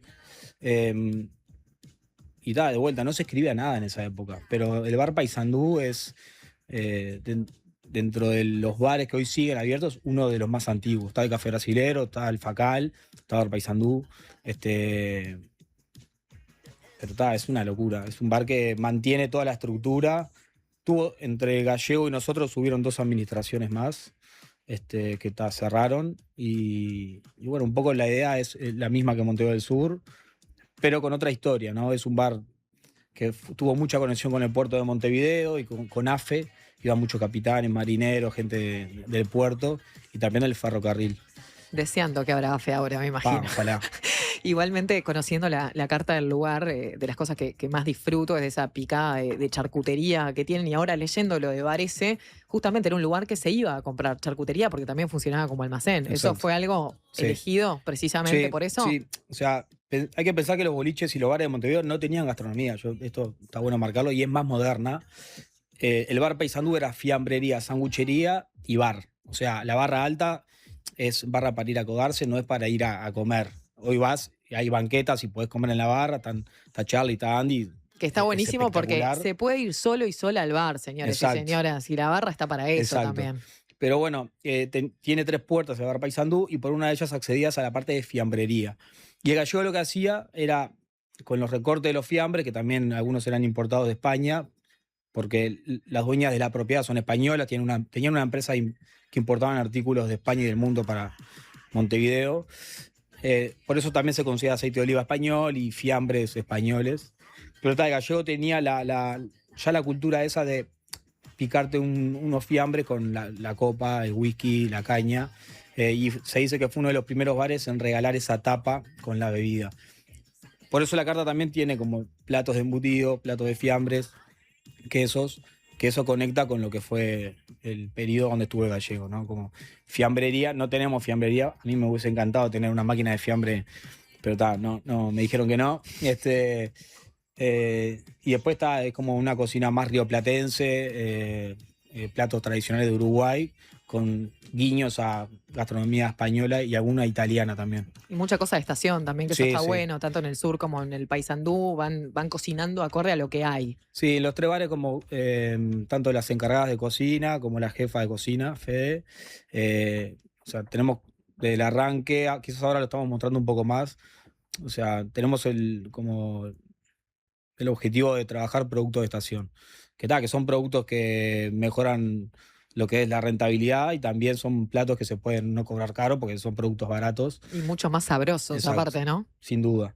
Y eso también hace que la rueda de los productores y del comercio sea más dinámica.